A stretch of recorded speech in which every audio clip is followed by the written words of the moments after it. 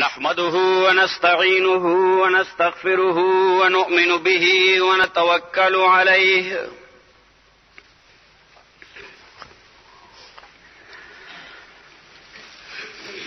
ونعوذ بالله من شرور أنفسنا ومن سيئات أعمالنا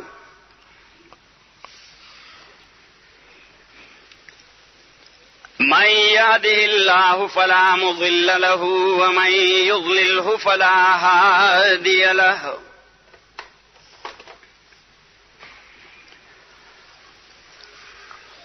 ونشهد أن لا إله إلا الله وحده لا شريك له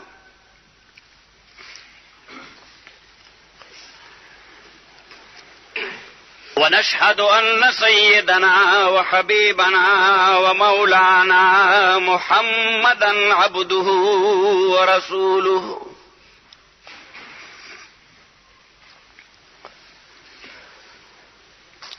أما بعد فأعوذ بالله من الشيطان الرجيم بسم الله الرحمن الرحيم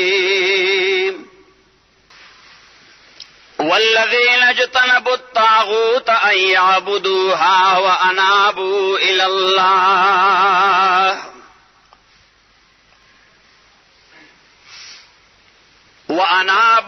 الله لهم البشرى فبشر عباد الذين يستمعون القول فيتبعون أحسنه أولئك الذين هداهم الله وأولئك هم أولو الألباب صدق الله وصدق رسوله النبي الكريم. ډیرو محترم مسلمانانو ورونو، 13 جمعه ما د قرآن کریم څخه آیتونه تلاوت کړیو. د بعضی آیاتونو په حواله مختصرا ما ستاسو خدمت کې عرض کړو او څه آیتونه په هغه تلاوت شوده حصہ کې بے بیان او بے تفصیل پاتیو. اراده مې داوا چې هم هغه آیتونه ستاسو مخ کې بیا تلاوت کم،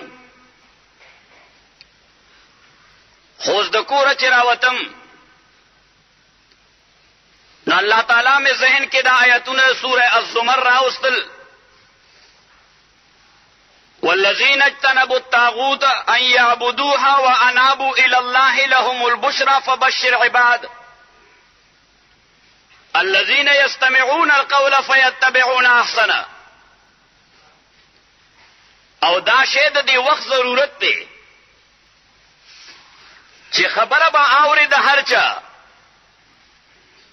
روادارۍ سره، صبر و برداشت سره، پیشنس او کامنس سره، بیا به هغې باندې فکر و غور کې مشوره به اخلي چې دې کې کومه خبره فالو کول دي. او ما ملګرو ته ووایي ما د ائمه اربعه د تقلید په حواله باندې د هغوی ټول مقلدین او پوهان مقلدین هم دغه آیت فالو کوي چې اوري د ټولو څلورو واړه امامانو د هغوی استدلال او مستدل هم اوري، خو فیتبعون احسنه. مجموعي لحاظ سره چې د مقلد په نظر کې د کم امام خبره د ټولو نه زیاته معقوله راځي بیا هغه فالو کوي. نازیزانو، زمونږ د قام د ټول نه لویه بیماری د امپیشنس، بے صبری، عدم برداشت، یو بل نه اورېدل، د یو بل خبره په دا میس کې ګسه کول چې هغه لا تر اوسه خبره مکمل کړي هم نه مونږ له د ملا په تیر باندې ورودل او نتیجه هغه وی نزاع، منازعات او مشاجرات، اختلافات او بلډ شید. که خلکو د یو بل په خبره ځان پوي ک 90% مسلې به په دې پوهه باندې حل شي. وزیرانو یو خبره تاسو خدمت کې عرض کوم، زمونږ په ټولو مشکلاتو کې 10% مشکلات دا فطري وي، دا د فطري قانون روان دي زمونږ مخې ته راغلي. خو چې کله هغه مشکل زمونږ مخې ته راشي، عدم برداشت، پینیک کېدل، 4.5% مشکلات مونږ ځان له خپله پیدا کړو. عزیزانو اوس هغه 10% ورکوټه مشکل که مونږ صحیح طریقې سره هینډل کو، نو د دې 90% مشکلاتو نه الله بچو ساتي. بهر تقدیر د سابقه جمعې تلاوت شوه آیتونه، د هغې آخرنۍ حصه چې کومه پاتې وه، الله تعالی فرمایي یا ایها النبی جاهد الکفار والمنافقین واغلظ علیهم ومأواهم جهنم. چې پیغمبره کافرانو سره جهاد وکړه، منافقانو سره جهاد وکړه. اوس پته ولګېده چې جهاد په معنا عامه مراد دی، ځکه منافق سره جهاد یکسر د کافر د جهاد نه مختلف قسم دی. نو پته ولګېده چې د ماحول تقاضې ته به ګورې چې په دې ماحول کې د جهاد کم پهلو اغستل دي، په دغه ماحول کې د جهاد کم پهلو اغستل دي، په داسې سچویشن کې د جهاد کم رخ پلول دي. کافر سره جهاد چې کله انیویټیبل وي، موږ ورته انګریزي کې وو انیویټیبل سرکمسټانسز، ناقابل اجتناب سچویشن کې بیا لازمي ده که خپل ډیفنس نه وکړي، د خپل عقیدې دفاع ونه کړي، د ایمان دفاع ونه کړي، د جان و مال او د عزت او آبرو دفاع ونه کړي. ستا ویری ایگزیسټنس په خطر کې دی، وجود دې په خطر کې دی، او هر ژوندی شی د هغه د فطرت تقاضا ده تنازل البقاء یا struggle for existence. حیوان هم کوي، مارغې هم کوي، زناور هم کوي، ایون واړه انسیکټس، واړه حشرات الارض چې د هغه وجود کله خطر کې هغه بیا اٹیک کوي د خپل ډیفنس لپاره. اوس دا یو فطري شی د دنیا کې هیڅوک ته انکار نشي کولی. ما سره هلته دوی دا ذمہ دار چې راشي، نو عموما هم په دې خبره را سره ذکر کوي، نو زه په دا عقلي انداز باندې واخلم، زه ورته دینی انداز بالکل نه وایم، ځکه دین خو زما دین دی، زما په عقیده د هغو په عقیده نشته. دین زما دین دی چې څه وایي نو هغه فالو کوم، حتی الوسع او حتی المقدور. هغه وایي تا دپاره به دین وي، ما دپاره خو دا د کاغذ د پاڼې نه یا د یو څو کلماتو نه زیات څه شی نه لري. نو عقل زما او د هغه میس کې کامن او مشترک دی. زه ورته بیا عقلي انداز باندې خبره کوم، ورته وایم چې کله جان د خطره کی، مال د خطره کی، عزت او آبرو د خطره کی، زه ورته وایم دا تاسو انټي ډرګ ټریفیکر بین الاقوامي بنیاد باندې یو تحریک ولې چلوي، د ډرګ مافیا خلاف، د هیروین خلاف، د منشیاتو خلاف. څه وجه ده؟ وایي ځکه چې دا انسان نه انسانیت ختموي، د دماغي صلاحیتونه ختموي. مې پته ولګېده چې ته د خپل دماغي کیفیت د مینټین کولو دپاره یو کین گو ټو اینی ایکسټینټ، ته هر ممکنه حد پورې ته ورتلی شي. لہذا که کوم ځای یو شی ماله دماغ خرابوي، نو دغه حق بیا ماله ولې نه راکوې؟ عزیزانو ما ورته چې د جان و مال، د عزت و آبرو، د عقل او د عقیدې دفاع دا د هر انسان بنیادی حق نه دی، بلکې بنیادی ذمہ داری ده.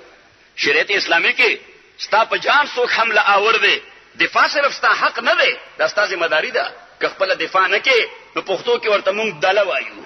څه وایي ورته؟ لږ زور سره ووایي. پښتو کې ورته مونږ، او دله سړی بالکل د خدای خوښ دی، دله سړی بالکل د خدای نه خوښ. پیغمبر علیه الصلاة والسلام فرمایي انا غیور والله اغیر مني. ابن مسعود تشریح کړی دی ويحب الغیور. پیغمبر علیه الصلاة والسلام وایي زه غیرتیم، خدای زمان هم زیات غیرتی دی. ابن مسعود سے وایي نتیجه دا چې د خدای او د پیغمبر دواړو غیرتی سړی خوښي، بې غیرته بالکل نه خوښ. عزیزانو نو عرض وکړو، او بې غیرتی به څه باندې معلومه؟ جان خطره کې دی، دی اوس هم د برداشت په ډېری ناست دی. مال خطره کې دی، دی بیا د صبر و برداشت لمن د لاسه نه خلاصوي. عزت او آبرو خطره کې ده، دی د عزت او آبرو دفاع نه کوي. عقل په خطره کې دی، د هغې ډیفنس نه کوي. عقیده او مذهب خطره کې دی، د هغې دفاع او تحفظ نه کوي. او عزیزانو ښه ډنګ کې چوټ دا خبره کوئ، دې کې بزدلي مه کوئ.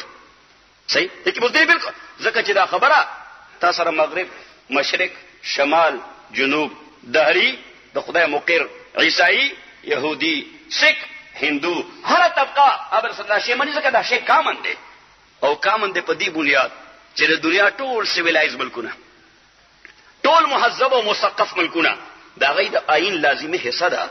د لیگ اف نیشن دا غي د چارټر حصہ وا، د یو ان او د اقوام متحده دا غي د چارټر حصہ ده چې د جان او مال او د عزت او آبرو دفاع دا د انډیویډوالو حق دی، دا د یو سټیټ او د ګورنمنټو حق دی، دا د یو قوم او د گروه حق دی، د عقل دفاع د یو فرد حق دی، د قوم حق دی، د عقیده او د مذهب دفاع د یو فرد حق دی او حق نه بلکې ذمہ داری ده، لکه څنګه چې ما ذکر وکړ.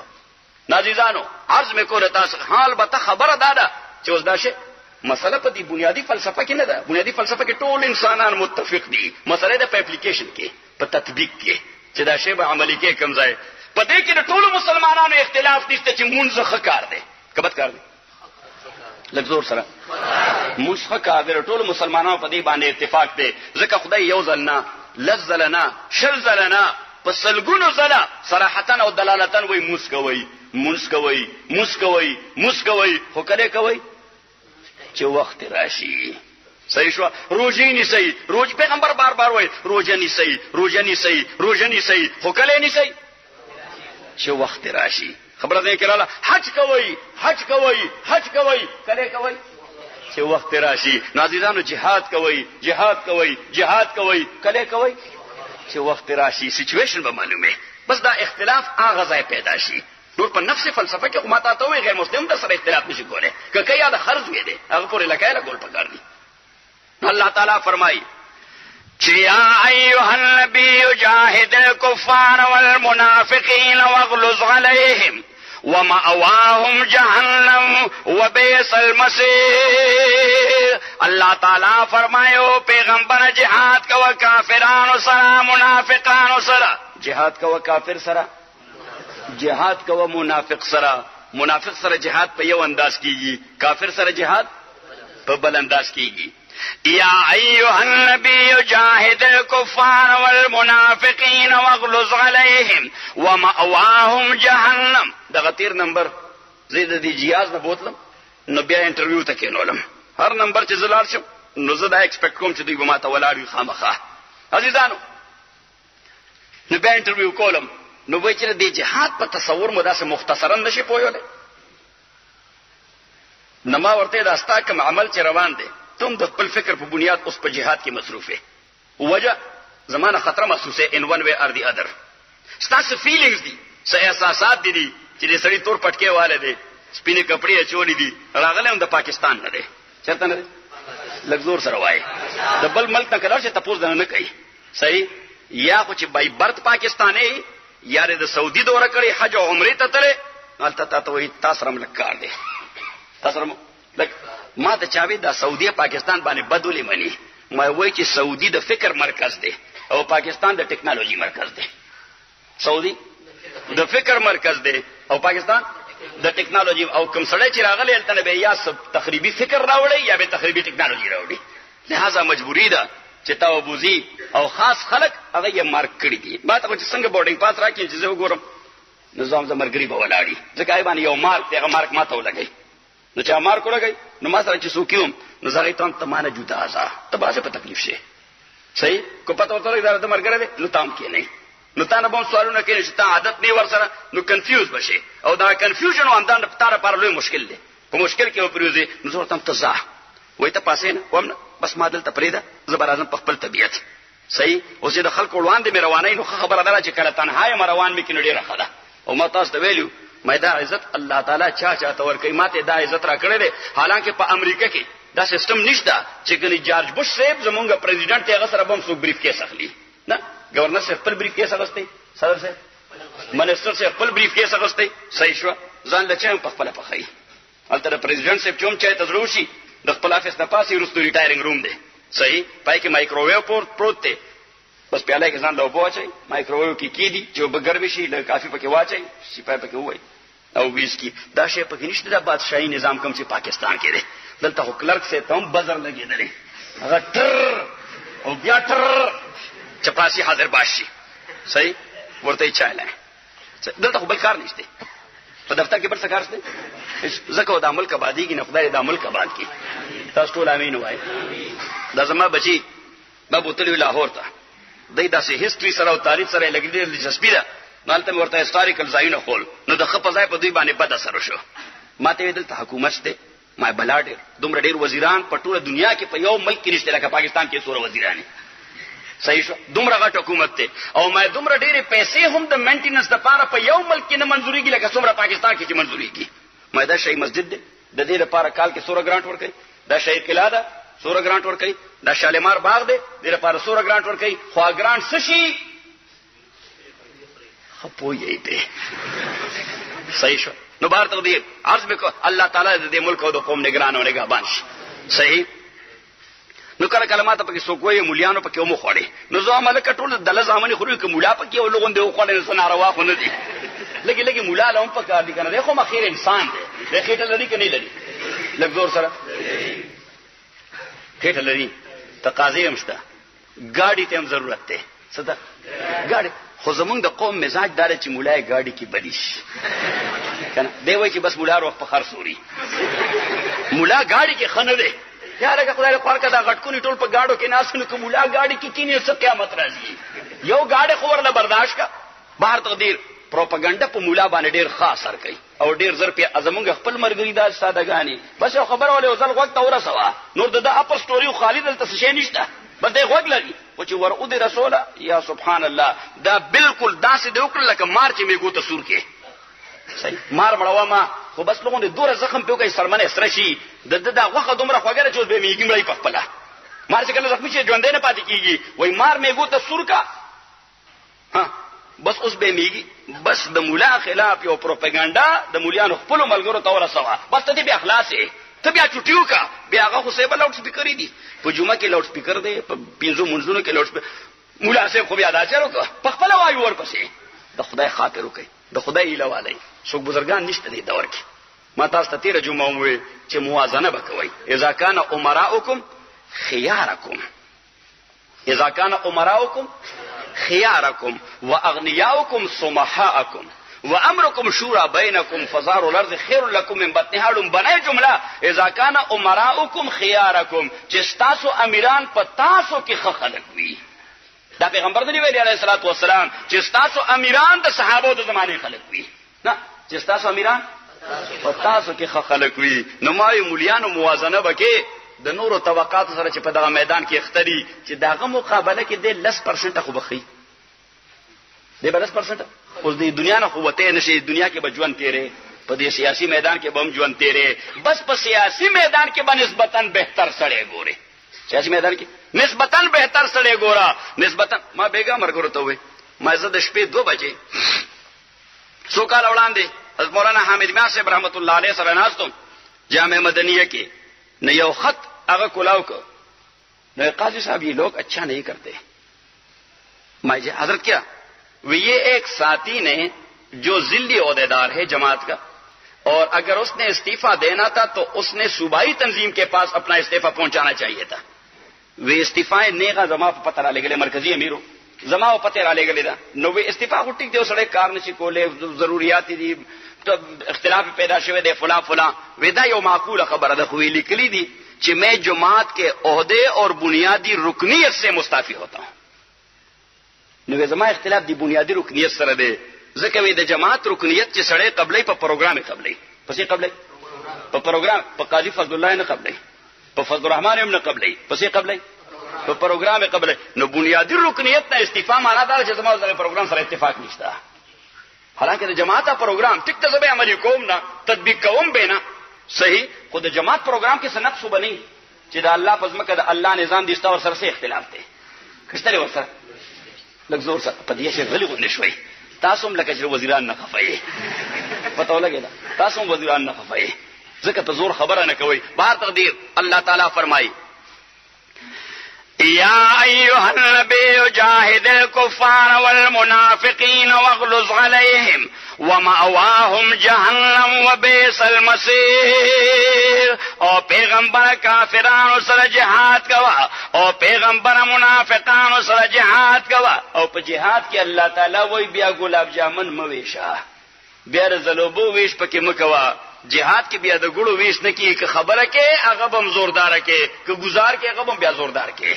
دی وجه فرمایل چې وغلظ علیهم صحیح چې کله په انیویټیبل او ان اوایډبل سرکمسټانسز کې چې کوم ځای شریعت جهاد جایز کا او تا شروع کو هغه کې بیا ګوړې مو ویشا بیا خو هول هارټډلی فرام دی باټم اف یور هارت د زړه د اخلاص گزار کوا بیا د زړه د اخلاص خبره کوا داغي پر رزلټ بیا سوچ مکو چې رزلټ په اوسې عزیزانو نو الله تعالی فرمایل يا أيها النبي جاهد الكفار والمنافقين واغلظ عليهم ومأواهم جهنم وبئس المصير. اللہ تعالیٰ فرمائے کلرتا او دبل میس کې چې دا کې د اختلاف راغی رشتوم د الله په دربار کې بیا کارګر نه ده قرابتوم د الله دربار کې بیا کارګر نه ده. پیغمبر پاک صلی الله علیه وسلم حضرت فاطمه ته وی یا فاطمه یا بنیتی اعملی اعملی اعملی فوالله لا اغنی عنک من الله شیئا. فاطمه زما ډېری خوږی لوري کردار خپل کا کردار خپل کا کردار خپل کا قسم دې کده خدای دربار کې په کردار خلاص نشي زه ګورم تعالی څخه دفاع نشم کوله.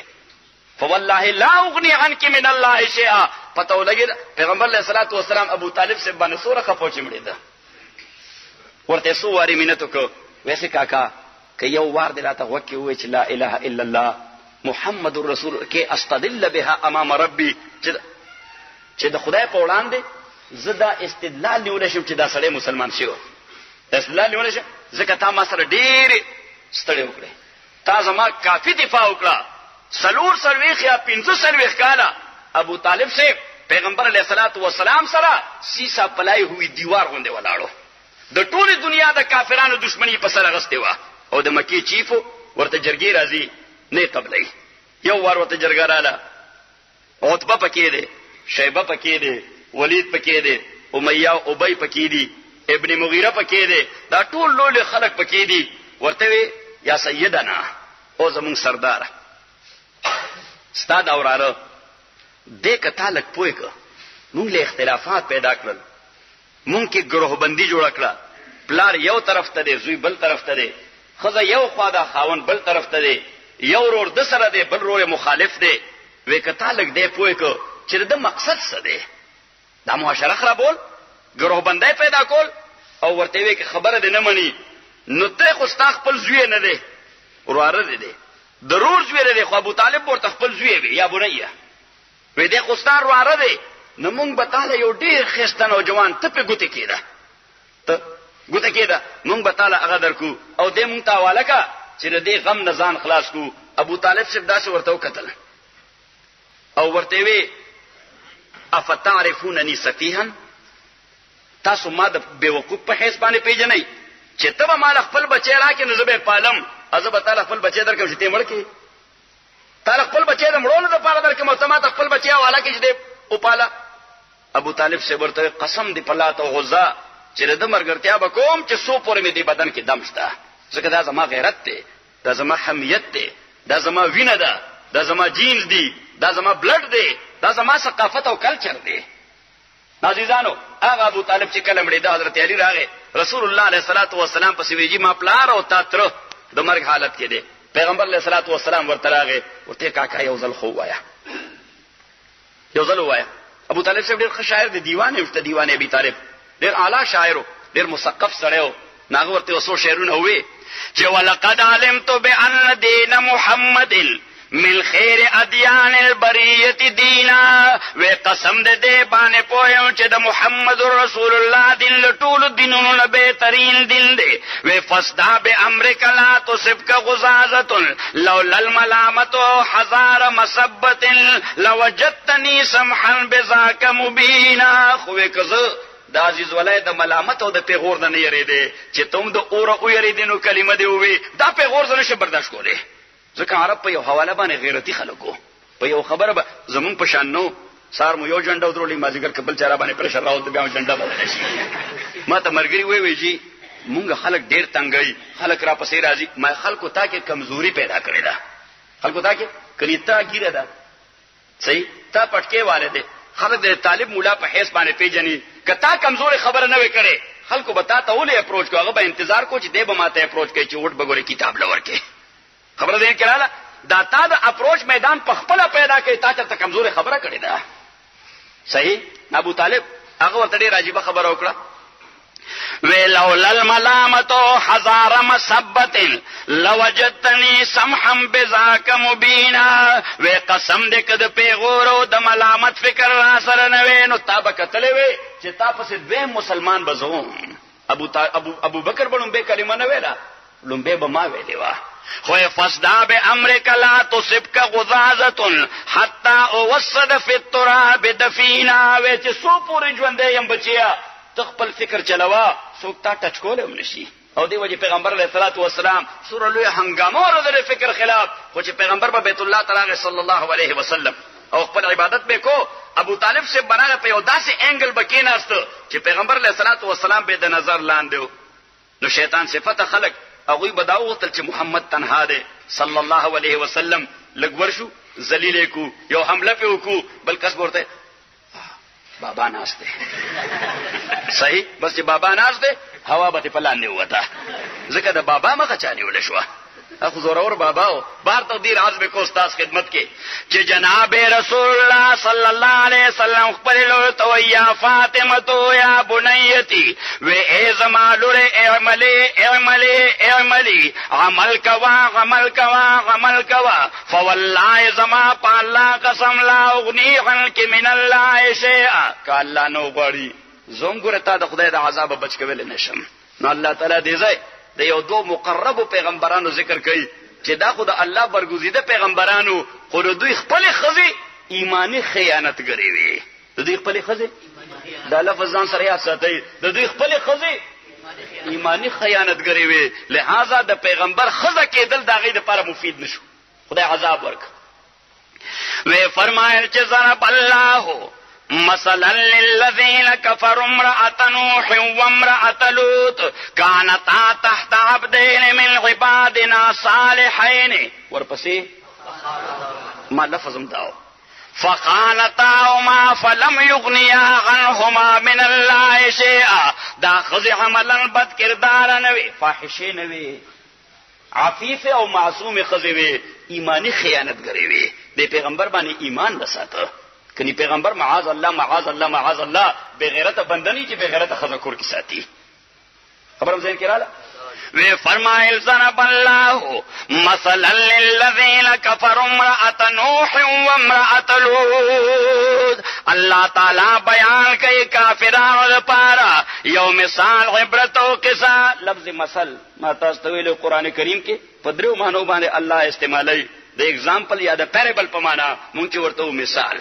دویم د عبرت په معنا او درې په معنا د قصې. دویم د عبرت په معنا او درې په معنا د قصې. ضرب الله مثلا قريه كانت آمنة. الته مثلا په معنا د قصې دی چې ضرب الله مثلا قريه كانت آمنة. الله تعالی بیان یو قصه. صحیح ادا قريه داغه بیان یا بدل دی. بار تقدیر عزم کو تاسو نحو کله کوي کنه وای بیان او بدیک لکوای هغه وفاق والا د ټول سره کټ کړه. وګونه ته وشو کول، سپګمې ته وشو کولې، لکه ته هم کټ کړه. څنګه برشي ټول سره کټ کړه. نو فرمایل ضرب الله مثلا للذین كفروا امرأة نوح وامرأة لوط. الله تعالی کافرانو ته یو مثال بیان یا قصه بطور عبرت بیان د دوه خزو.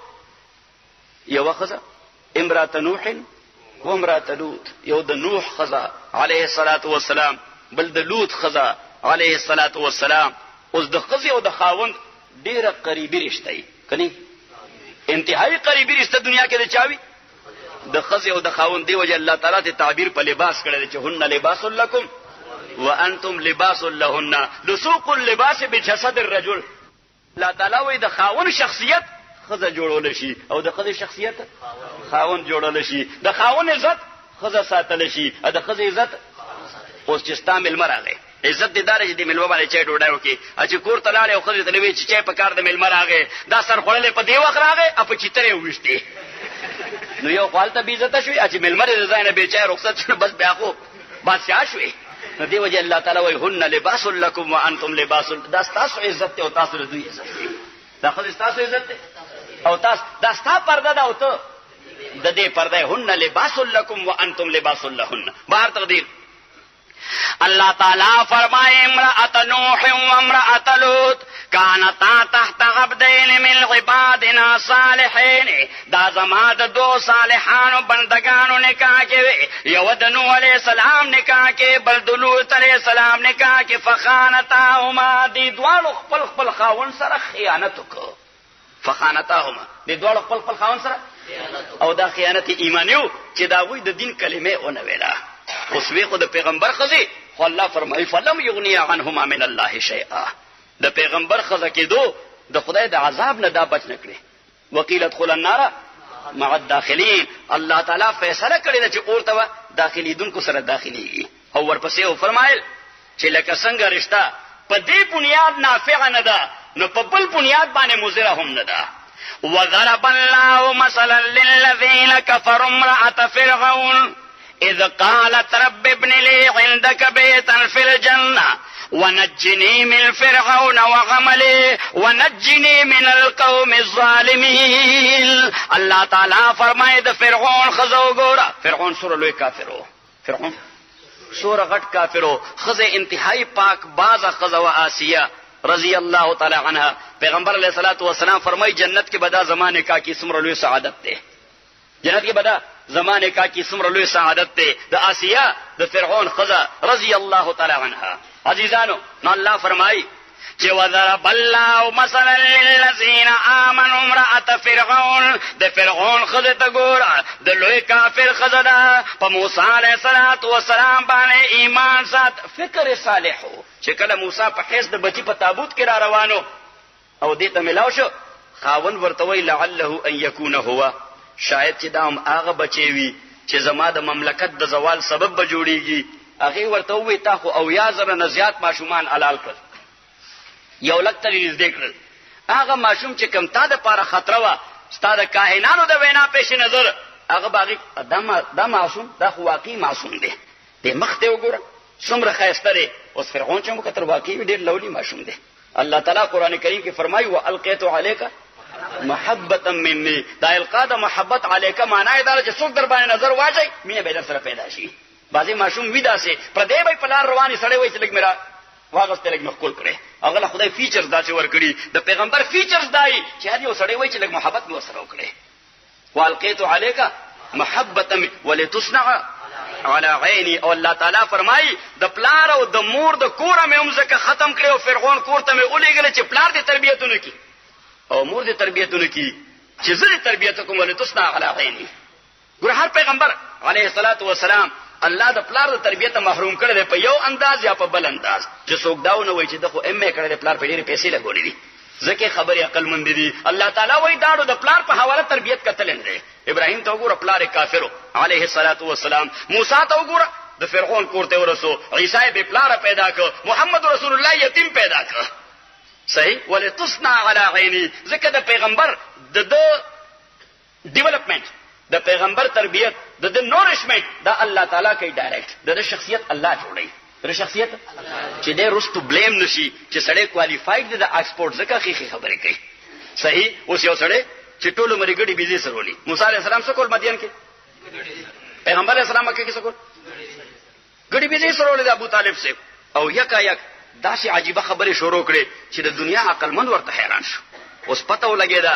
چې دا مسله د انسانانو تربیت نه ده الله پکې یو چپ لګولې دی صحیح کړی دی پکې یو چپ پکې لګ تاسو ورته سی ډي وای الله په پیغمبر کې یو چپ ولګي بس چې هغه چپ ورولګي هغه شروع شي اچ په ورولګي بس هغه لګیا دی ریسیو کوي میسجز سیګنل راځي ورته راځي ورته اوس خو ټلیفون زمانہ د سیلولر نو ورته سیلولر وای تاسو ورته وای موبایل تاسو ته موږ ورته سیلولر وای د سیلولر زمانہ ده بس پیغمبر هغه په خپل او سیلولر ټلیفون دی بس سیګنل راځي او میسجز ورته او هغه میسج کنوي کوي عرض میں کو تاسو خدمت کی چې الله تعالی فرمائے وضرب الله مثلا للذین آمنوا امرأة فرعون چې فرعون کله پوه شپه چې دا مسلمان دا زماده فکر مخالف ده د موسی د فکر ملګری ده عذاب او سزاګانې شروع کړې آسیه دعا وکړه چې رب ابن لي عندك بيتا في الجنه ونجني من فرعون وعمله ونجني من القوم الظالمين والله ما فرعون نخلاص کې کمپرومایز ونک سرندر ونک سر ټیټ نه کا ظلم تا خاون ته اونوي چې بس دین رستو بیا استعمال غریم نه الله ته وی چې اوس مې د برداشت قوت نور ختم دی ونجنی من فرعون وعمله ونجنی من القوم الظالمین. خدای ورته وروي څومره سعادت ورکو. قران دا کیفیت ذکر کو پیغمبر وی زمانه کا کې په جنت کې صلی الله علیه وسلم. او الله تعالی فرمای ومریم ابنت عمران التي احصنت فرجها فنفخنا فيه من روحنا. چې مریم ته وګوره آسیه بدني تکلیف تزان 19 عقیده ټینګ او ساتل. مریم الزامات تزان 19 تهمتونو تزان 19 د قوم پروپاګاندا تزان 19 او عزیزانو بدني تکلیف ته سړی ځان نیول شي د پروپاګاندا مخنیوي کول ډېر لوی مشکل کار دی. د سړی اعصاب شرنک شي کڅنګ شي. ها بلا ډېر مليان د سیاسي میدان نه پښاو تخته ولې و تخته پروپاګاندا ته اعصاب شل شو. پروپاګاندا ته کریسټل نه صرف دغه مولا بلکې د مولانا صاحب مخالف هم دا وایي چې دا سړی په خبره پويږي د پاکستان سیاستدانانو کې. خو چې مولا سره خبر نه بس مونږه خو نور نشو کولای نو مونږ ته وسه کې خراب چاله نه بس کې خراب چاله. بعد تقدیر عزم کو استاد خدمت کې چې و مریم ابنت عمران التي احصنت فرجها فنفخنا فيه من روحنا وصدقت بكلمات ربها وكتبه وكانت من القانتين. الله تعالی فرمائے مریم تو ګورا د پروپاګاندا څنګه مخنیوي وکړو څنګه اصحاب شکل مقابله وکړه پلا صاحب شلیدو ته پرین خودل. قران کریم واقع تفصیلی ذکر کوي چې کله د مریم پرګننټ شو حامله شو په عیسی باندې فکرمند خو چې خدای په یو داسې ماحول کې دا خو مغرب نه دی مغرب مونږ ورته ته لو بیبي وو څو ورته الته به بلاره بچی پیدا کیږي ورته سوایو لو بیبي وو ورته نو سموده هغه کوم دغه چپ غیرت والا ژوند دیو نو داسې ماشوم به مړک څه به کو مړ به کو او به غردو چې ریش کې نو اوس هغه وای چې تراشه او دغه ماشوم هسپتال کې حواله کا خمړوي ما ستا نوم دا به پسی غیراز کی وی دا بچا ته نخ کارا کیږي دا ماشوم چرته راغې خو مونږ به دا بهر تقدیر لو بیبیز پیدا کېدل هغه زمانہ کې امکان نه لہذا حضرت مریم په کرمند شو. الله تعالی ورته القا وکړه چې دا بچی د پیدا شي نو چاته په خپل جواب مور کوا دی ماشوم تیرې فرق کوا. اوس ماشوم دې 3 غنټو پیدا قوم ورته راغې یا اخت هارون ما کان ابوک امرا سوء وما كانت امك بغيه چې ستا جینس خو ناپاک نه دي څه ستا جینس ناپاک نه دي فطرت دی ناپاک نه پلار طرف نه د مور طرف نه خدا انلیجیټیمیټ بچی چرته نه راغی دا غیر قانوني او غیر شرعي بچی چرته نه راغی. حضرت مریم د القاء ربی په اساس یو جواب ورنک قال انی نظرت للرحمن صوما فلن اكلم اليوم انسیا. دا زمانه روزه نظر والا روزه دا به د کلام او عقل دواړو نه وا. عام روزه به صرف روزه و د عقل نه خو نظر والا روزه دا به د صوت نه هم وا د आवाज نه به هم وا د کلام نه هم وا. انی نظرت للرحمن صوما فلن اكلم اليوم انسیا. و زما روزه ده زه خبرنه هغه بیا ته پوس کې بچی چرته را فاشارت الیه ودنه ته پوس کې چې دا چرته راغله. قوم ورته تحمقه کوم در تحمقان ښکارو کیف نکلم من کان فی المهد صبیا. دا زنګو ماشوم دې په خبره پويږي یا دې خبره کوله شي. اوس هغه خدا تکلیف نو کې چې عیسی نه تاسو کړو. عیسی علیه السلام شروع کړه قال انی عبد الله آتانی الكتاب وجعلني نبيا وجعلني مباركا واوصاني بالصلاه والزكاه ما دمت حيا وبرا بوالدتي ولم يجعلني جبارا شقيا وسلام علي يوم ولدت ويوم اموت ويوم ابعث حيا. دا تقریر وکړه چې عیسی علیه السلام وایي چې د زما پیدایش دا یو میریکل دی دا یو معجزه ده. الله موږ ورته په دې زوالوجي کې پاره کې ورته پارتینیوجینیسس چې دا پارتینیوجینیسس په اساس باندې دا بچي پیدا التزم اور ناس دغه به تاسو کې دا فیلډ دی چې پارتینیوجینیسس په اساس باندې په یو باډي کې میل او فیمیل دواړه سپمز الله ډیولپ کی صحیح او دای کمبینیشن سره بچي پیدا شي. په دې بلا ډیرو مارغانو کې دغه پروسس وی نر ور سره نه یو ځای اگای ورکول شروع کی. په انسیکټس کې خدا شی ډیر زیات دی په پلانټس کې هم دی. بعضی پلانټس داسي وي بوټي ونه چې هغه میل او فیمیل نر او ماده دواړه غواړي. بعضی بوټي داسي دغه یو شاخ د میل بل شاخ د فیمیل وي. دا دواړه جینس په یو ونه کې موجود دي هغه فروټ ورکړي. عزیزانو الله تعالی فرمایي چې عیسی علیہ السلام ویلی عبد الله وزد الله بندم آتانی الکتاب. سترجمه ده وای مولوی منان یاد ساتلی ده آتانی الکتاب یقینا برا کای ما ته کتاب. اوس دا ترجمه لغونه بعید غوندې فیصله کړی ده ماته انډرسټوډ فیصله کړی ده ماته کتاب را کول که صيغه د ماضی ده را کای به ماته کتاب ده خو مضارع معنی ده. نو ما ورته باید قرآن عمومي انداز داره چې کوم ځای د مستقبل لپاره یقینیت والا تصور ورکې نو صيغه د ماضی ورته راوړي. آتانی الکتاب یقینا برا کای ماته کتاب. آتانی الکتاب وجعلنی نبیا یقینا بما جوړې پیغمبر وجعلنی مبارکا واوصانی بالصلاة والزکات ما دمت حیا وبرا بوالدتی ولم یجعلنی جبارا شقیا. ما مرګ ته وې د یحیی باب کې الله تعالی ولم یجعله جبارا عصیا ولم یجعله جبارا عصیا. د عیسی باب کې ولم یجعلنی جبارا شقیہ. ذکر التا گویا مفسرین پکې یو ډېر عجیبه نقطه ذکر کړي. مفسرین پکې یو ډېر چې یحیی خو به پلار نو پیدا پلار وو نافرمانی د پلار ته عصیان ویل شي خو نافرمانی د مور ته شقاوت ویل شي او شقاوت تر عصیان ډېر روان دي. لہذا د عیسی لپاره انداز بل کو ولم یجعلنی جبارا شقیہ ولم یجعلنی جبارا شقیہ وسلام علی یوم ولدت ویوم اموت ویوم ابعث حیا. اوس ورپسې الله تعالی خپل تبصره کوي ریمارکس څه شي خپل ریمارکس ورکوي د عیسی په بیان باندې. دا خو د عیسی بیان دی. الله تعالی وایي دي کې چرته عیسی ویلي چې زه خدای یم وای دي کې ویلي چې زه خدای یم زور سره دي کې ویلي چې زه لارډ او رب یم نه دی ویلي. دي کې وایي چې زه خدای د دریو اجزاو د ترکیب نه یو جز یم